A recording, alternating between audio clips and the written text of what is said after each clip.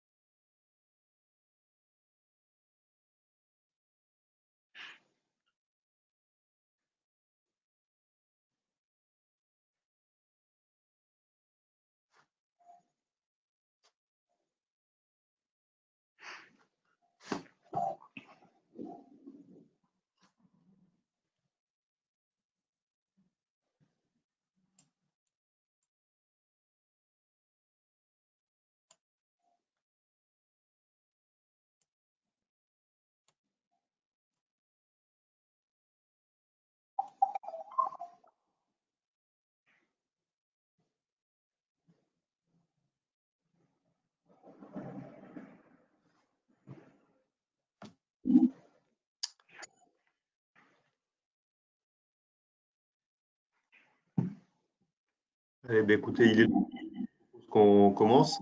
Merci à tous pour vous être connectés. Vous allez donc avoir une présentation par Françoise Cherleux, donc des services de la région, sur les dispositifs d'aide et d'accompagnement en ces temps de crise. Vous avez normalement sur votre écran un bouton avec un point d'interrogation qui vous permet d'envoyer vos réponses, vos questions, pardon, vos questions en temps réel. Après la petite présentation de Françoise, il y aura donc une séance de questions-réponses et on va essayer de répondre aux questions de tout le monde. Voilà, merci donc et Françoise, à toi la parole. Ok, merci Philippe. Donc bonjour à tous. Donc je me présente, je suis Françoise Charleux, je suis responsable du service filière innovation à la direction de l'économie et de l'innovation de la région Occitanie. Donc je pense qu'un certain nombre de personnes d'entre vous me connaissent, mais vous êtes aussi en relation au quotidien avec mes équipes, notamment Irène Maillet-Lestrade et Agnès Laplace pour ce qui concerne la filière aérospatiale. Donc je vais vous donner quelques informations dans un premier temps d'ordre général. Bon, c'est des informations qui vous permettent en fait d'avoir accès à des informations sur les mesures d'urgence avec donc un numéro que la région a mis en place, que vous avez déjà peut-être eu l'occasion d'utiliser, qui est le 0800 31 31 01.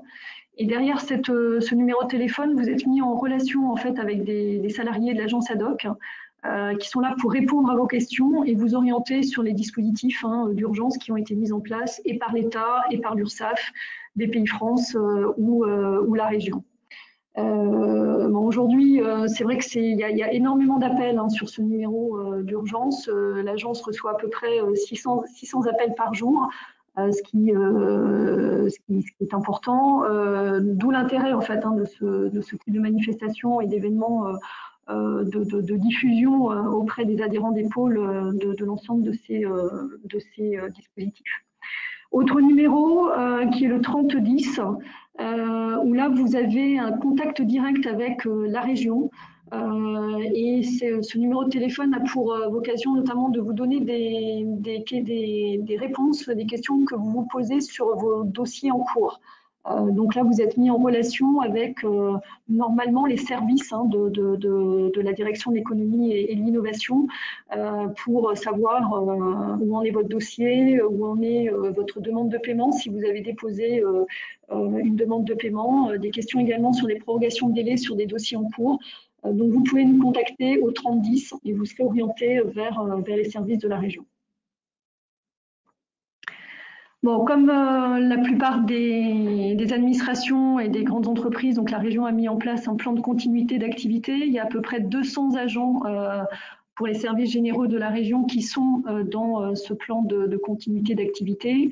Alors pour le service filière innovation, nous sommes 6 personnes sur 22 dans le plan de continuité d'activité. Ça ne veut pas dire que les autres ne travaillent pas, puisque la plupart des chargés de mission donc sont en télétravail et sont en capacité de répondre à vos questions à partir de leur boîte mail, donc ils sont actives. Mais voilà, on a un certain nombre de personnes qui sont dans ce plan de continuité et dont l'objectif est d'avoir une activité un peu priorisée sur la réalisation des paiements et également donc donner de l'information aux bénéficiaires des aides. Donc c'est globalement eux que vous aurez au téléphone si vous faites le 3010 pour ce qui concerne vos dossiers. Donc vous aurez la liste que je vais vous transmettre puisque vous aurez le PowerPoint à l'issue de cette présentation.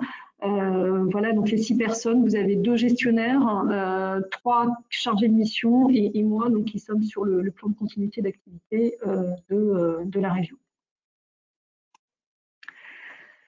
Alors, pour ce qui concerne les mesures qui ont été mises en place dans le cadre du Covid-19, donc la région a historiquement un partenariat important avec BPI France. Donc on a sur les premières mesures qui ont été mises en place, on a joué fortement en fait sur ce partenariat pour mettre en place 2 outils. Un outil nouveau donc qui est un prêt dit rebond. L'objectif de ce prêt, c'est financer des besoins immédiats de trésorerie, notamment donc ce qu'on appelle le besoin en fonds de roulement, et donner aussi de la trésorerie pour assurer, on va dire, le retour d'activité après la crise. Donc c'est un prêt à taux zéro, c'est un prêt sur 7 ans avec 2 ans de différé. Un montant qui sera compris entre 10 000 € et 300 000 €, qui est mis donc octroyé en parallèle d'un prêt bancaire d'un même montant. Les entreprises doivent avoir plus d'1 an d'existence et présenter un premier bilan. Elles sont sur donc tout secteur d'activité est éligible sauf les exclusions réglementaires. Bon, sur ces exclusions réglementaires, on est plutôt sur les activités agricole ou pêche ou les services financiers ou d'assurance. Ce sont ces secteurs-là qui ne sont pas éligibles, mais tous les autres le sont. Et le prêt, comme tous les dispositifs portés par BPI France, est plafonné aux fonds propres des entreprises. Donc comme je vous le disais, c'est un partenariat avec BPI France, donc ça veut dire que la région a donné une dotation complémentaire à BPI France pour pouvoir mettre en place ce prêt rebond. Donc c'est bien BPI France qui est l'opérateur sur ce dispositif, et donc le contact pour la mise en place de ce prêt rebond, c'est le numéro vert de BPI France ou vos contacts habituels de chargés d'affaires de BPI France, puisque eux aussi donc, sont en télétravail et ont donc leur boîte mail activée. Donc le numéro de téléphone, le 09 69 370 240. Voilà, donc c'est un prêt qui est tout à fait complémentaire à celui qui a été mis en place par BPI France. Vous avez dû entendre parler du prêt Atout, qui est un prêt de dimension plus significative, puisqu'il est compris entre 50 000 et 5 millions d'euros, et il est également ouvert aux ETI, ce qui n'est pas le cas de ce prêt rebond qui est vraiment dédié aux PME. Deuxième outil avec BPI France, c'est le Fonds régional de garantie. Alors là aussi, c'est un outil qui est historique, qui existe depuis plusieurs années en région Occitanie. Donc là aussi, la région a complété sa dotation financière auprès de BPI France pour donner davantage de moyens de garantie des prêts bancaires. Et le positionnement qui a été pris sur ce dispositif crise, c'est un positionnement sur le renforcement de la trésorerie. Donc, alors il y a 2 niveaux de garantie, puisque le fonds régional de garantie vient toujours en complément du fonds national de garantie. Donc là, il y a une distinction un petit peu particulière qui a été mise en place.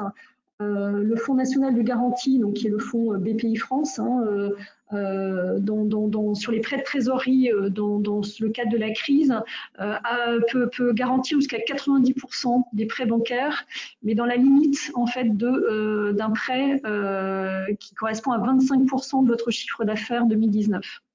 Si on dépasse cette limite de 25%, à ce moment-là, donc le Fonds régional de garantie bancaire est activé en co-garantie avec le Fonds national de garantie bancaire, et on a une garantie globale de 80%. Voilà, donc cette distinction, elle est assez récente. C'est les dernières informations là, donc sur le partenariat avec BPI France sur la garantie bancaire. Ce qui est important de savoir, c'est que ce sont vos banques en fait qui lorsqu'elles sont d'accord pour vous accorder un prêt bancaire, sollicitent directement BPI France pour mobiliser la garantie, et BPI France sollicitera la région pour mobiliser le Fonds régional de garantie. Donc pour vous, en fait, il n'y a pas de sollicitation à faire auprès de BPI France ou de la région, c'est bien votre banquier qui fait les démarches pour solliciter ces garanties.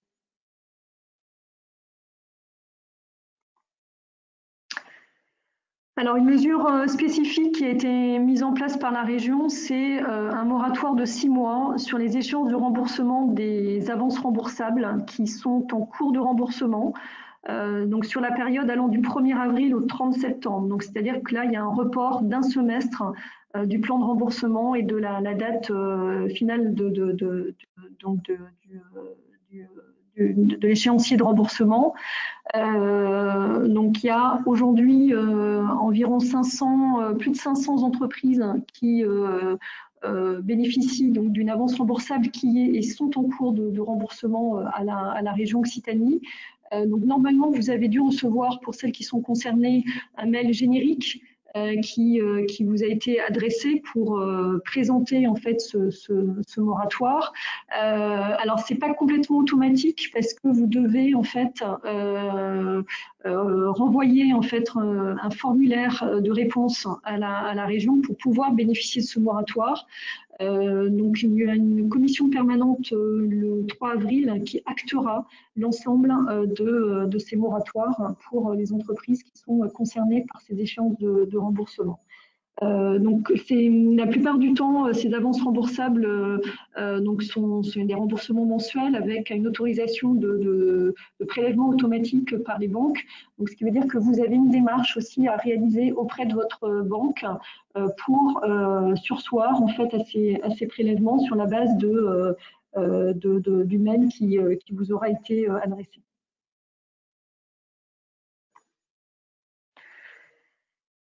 Un point sur le fonds de solidarité. Alors c'est un sujet très récent puisque donc il y a une loi qui a été promulguée le 23 mars dernier.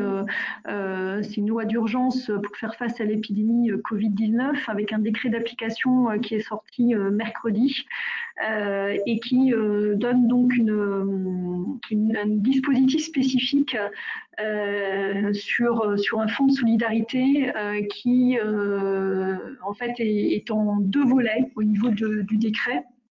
Donc vous avez un premier volet qui est porté par l'État avec un montant affecté à ce dispositif de 750 millions d'euros pour le mois de mars 2020.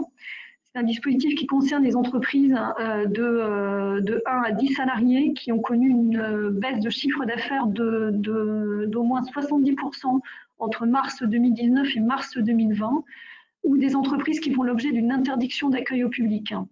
Donc là, on parle effectivement essentiellement des commerces, des restaurants par exemple, qui ont été fermés dès le début de la crise.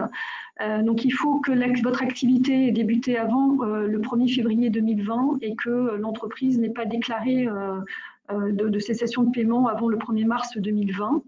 Ce dispositif concerne les très petites entreprises qui ont moins de 10 salariés, moins d'1 million d'euros de chiffre d'affaires et dont le bénéfice imposable n'excède pas 60 000 euros sur le dernier exercice.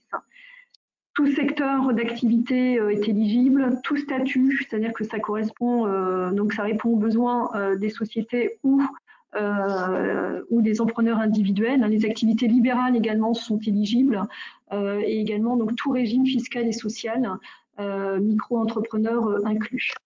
On est sur une aide qui peut aller jusqu'à 1 500 €, mais qui sera égale en fait au montant de la perte de chiffre d'affaires établie donc entre le mois de mars 2019 et le mois de mars 2020.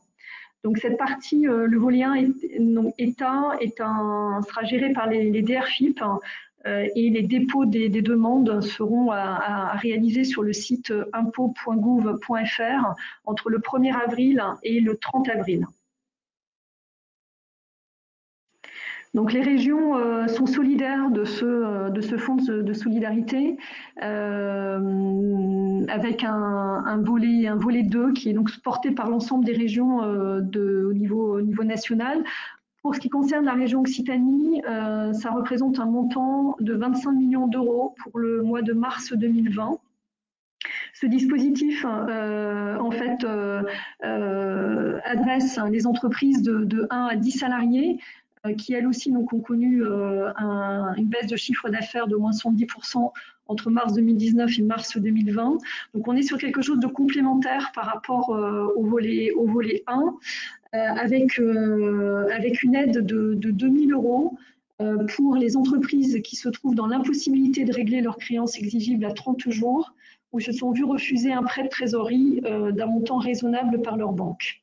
Ce volet 2, en fait, sera géré en partenariat entre la région et l'État, avec donc une instruction qui sera faite sur la région suite au dépôt des demandes par les bénéficiaires sur le portail de la région, donc le portail des aides, qui est en cours d'activation pour un certain nombre de dispositifs au niveau de la région, et il y aura un paiement par la DRFIP. Donc ce volet 1 et ce volet 2, en fait, c'est ce qui est sorti dans le décret du 23 mars. En région Occitanie, la présidente Delga a souhaité créer un dispositif complémentaire avec la constitution d'un 3e volet qui se situe donc hors décret. Et on est sur un fonds de solidarité exceptionnel Occitanie pour en fait adresser les entreprises de 0 à 10 salariés et celles qui ont connu en fait une baisse de chiffre d'affaires plus importante et donc celles qui ont une baisse de chiffre d'affaires comprise entre 40% et 70% entre mars 2019 et mars 2020. Donc ce sont à peu près les mêmes entreprises qui sont ciblées avec une aide de 1 000 € pour les indépendants ou les entreprises de 0 salariés et une aide de 1 500 € pour les entreprises de 1 à 10 salariés. Et là, donc, le dispositif sera géré par la région Occitanie avec un dépôt à réaliser sur le portail région entre le 10 avril et le 31 mai.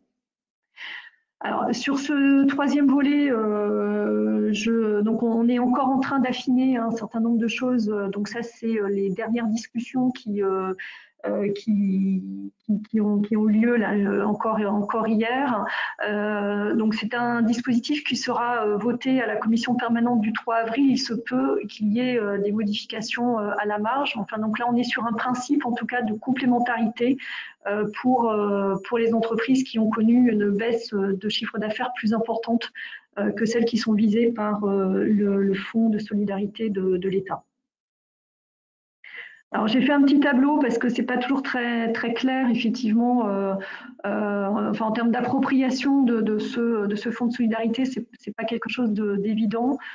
Donc ce tableau devrait vous aider en fait à y voir clair sur en termes de positionnement. Ce qui est possible de bénéficier ou pas entre le volet 1 porté par l'État, le volet 2 qui est porté par la région et le volet 3 donc, qui est ce volet exceptionnel porté également par la région.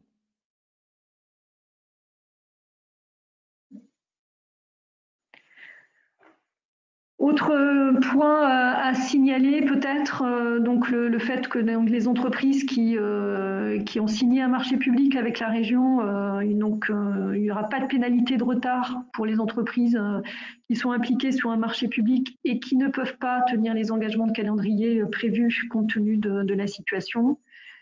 Et un autre point sur l'exonération des loyers pour une durée de 3 mois pour les entreprises qui sont localisées dans les pépinières de la région. Donc il y a 3 pépinières. Une localisée à Martres-Tolosane, la pépinière Novalia qui est donc à Montauban et la pépinière Realis qui est une pépinière à Montpellier qui est dédiée à l'économie sociale et solidaire. Voilà, j'en ai terminé. Donc, si vous avez des questions, je suis à votre disposition pour y répondre. Ok, donc rebonjour à tous. Donc, hormis les questions qui avaient lieu à l'affichage, à l'envoi des slides, etc. Une première question. Bonjour, pour une start-up sans chiffre d'affaires en 2019, sans salariés, mais ayant des dépenses fixes, donc atelier, R&D, assurance, licence soft, quel instrument recommandez-vous? Alors, sans chiffre d'affaires, donc un an d'existence, c'est ça? Est-ce qu'il y a du... Sans chiffre d'affaires en 2019, sans salariés, mais avec des dépenses fixes. Alors là-dessus, en fait, donc il y a les dispositifs de prêt qu'on a mis en place avec BPI France il n'y a pas de question de chiffre d'affaires. Une entreprise, une start-up qui le seul point pour ces dispositifs, c'est le fait d'avoir un an d'existence et un bilan. Donc une entreprise qui a un an d'existence, un premier bilan, mais qui ne fait pas de chiffre d'affaires, peut bénéficier du prêt rebond. Ensuite, les dispositifs fonds de solidarité, qui sont sur des montants moindres, je m'accorde, mais sont effectivement aussi donc disponibles pour les entreprises sans salariés et qui ne réalisent pas de chiffre d'affaires. Question complémentaire aux personnes. Si l'entreprise a moins d'un an, la comparaison peut-elle se faire avec les 2 mois précédents? Alors, la comparaison se fait pour les entreprises de moins d'un an sur des moyennes mensuelles. Donc, une entreprise, là, je crois que c'est ouvert, le dispositif Solidarité est ouvert aux entreprises qui sont créées depuis au moins le février 2020. Donc là, la comparaison se fera entre février 2020 et mars 2020, par exemple. Et donc, en fonction de la durée exercice de l'entreprise sur 2020, ce sera donc une moyenne mensuelle et une perte de chiffre d'affaires au regard des mois précédents. Ok, il n'y a pas d'autres questions à ce stade.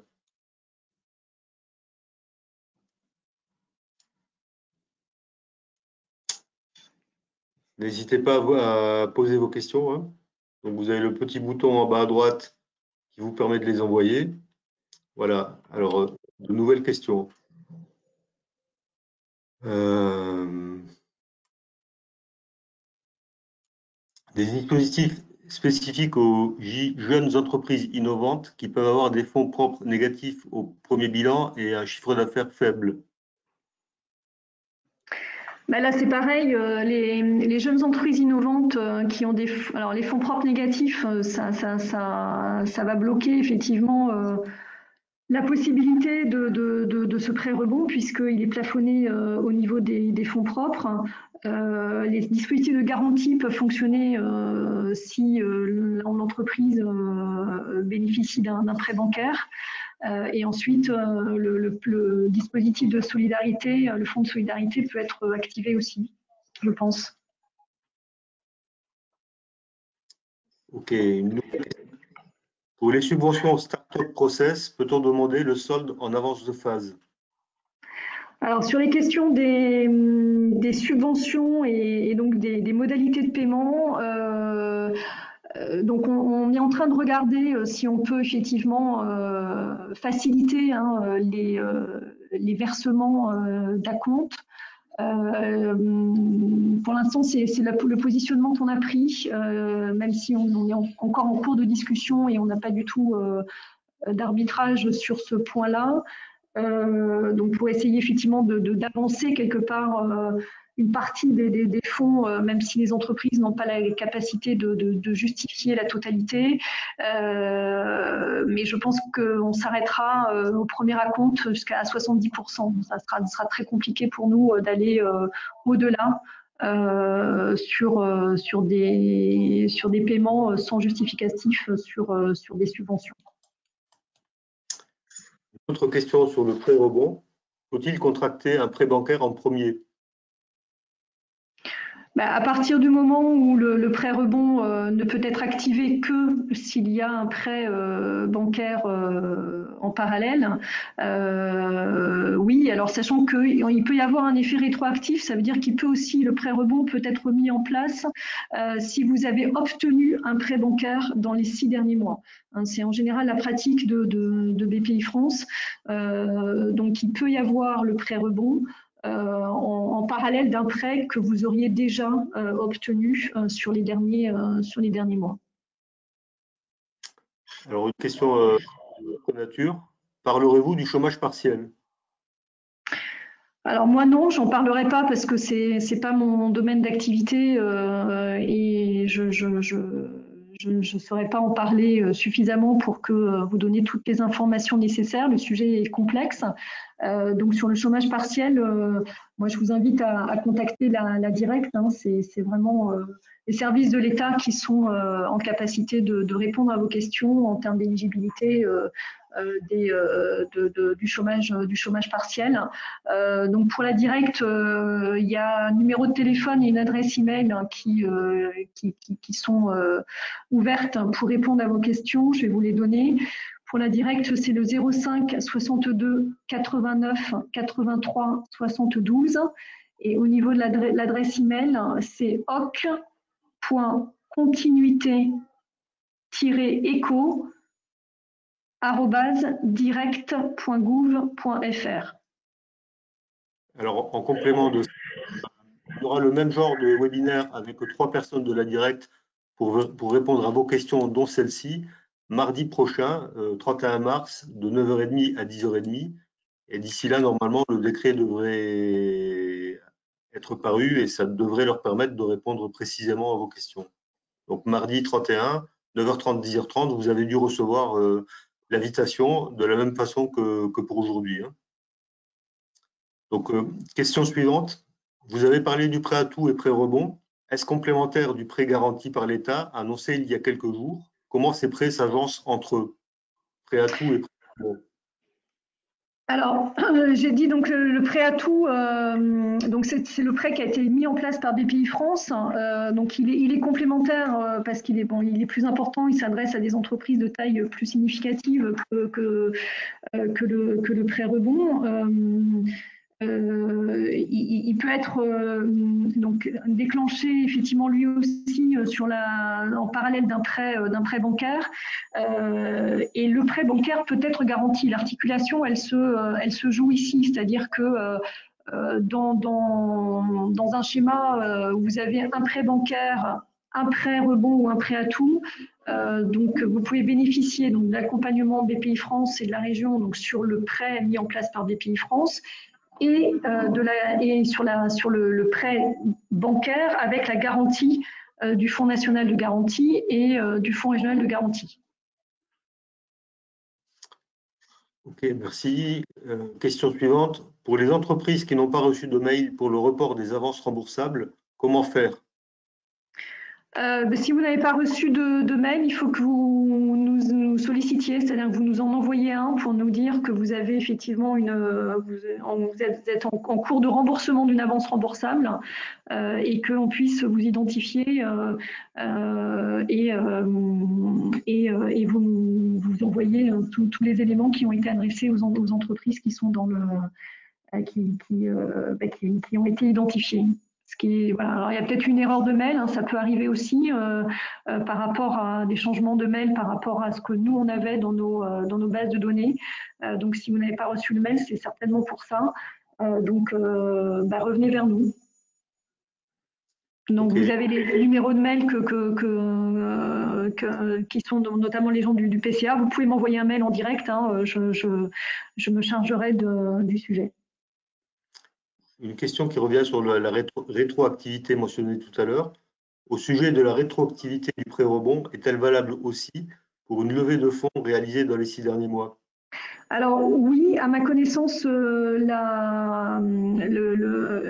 BPI France sur tous ces dispositifs, en fait, donc on met en parallèle d'un prêt bancaire du même montant, mais ça peut être un apport en fonds propres également. D'accord.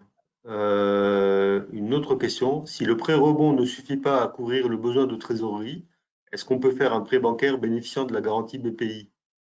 Oui, c'est ce que je vous ai dit tout à l'heure. C'est deux outils complémentaires, en fait, la garantie et le prêt rebond. Donc la garantie peut intervenir sur le prêt mis en place par votre banque.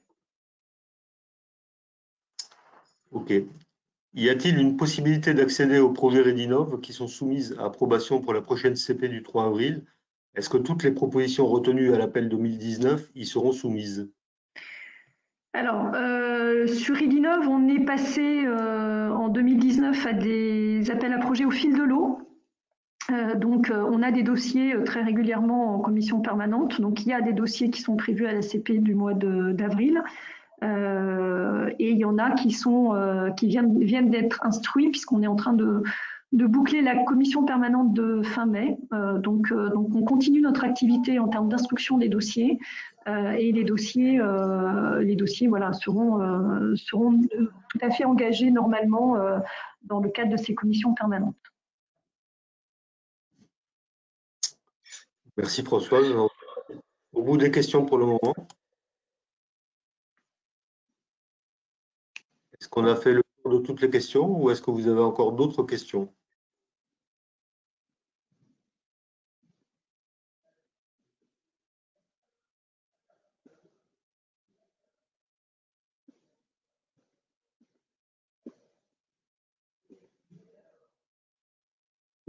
Plus de questions? Ça veut dire que Françoise a parfaitement répondu à toutes vos attentes, j'imagine.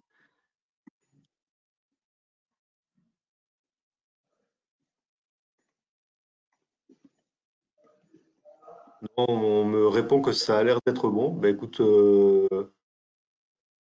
Françoise, je te remercie. Et puis, je pense que on va peut-être pouvoir arrêter là. Un certain nombre de personnes qui remercient, qui expliquent que ça a répondu à leurs questions, effectivement, que c'est beaucoup plus clair pour eux. Ben, c'est parfait. Très bien. Merci à vous pour votre écoute. Et puis, Une dernière question, Françoise. Nous oui. sommes en cours de finalisation de financement PIAV par la BP. Cela peut-il bloquer la demande de prêt? Non, je pense pas. Non, je ne pense pas, non. Il n'y a pas de corrélation entre les deux. Ok. Ben, écoute, je pense que là, on a fait le tour, puisque donc les messages de remerciement continuent d'arriver. Merci Françoise, merci à tous. Et puis, je vous donne rendez-vous donc pour ceux qui auraient des questions pour la directe, donc mardi prochain à 9h30, de 9h30 à 10h30, même modalité, même façon de travailler. À bientôt. Merci. Merci, au revoir.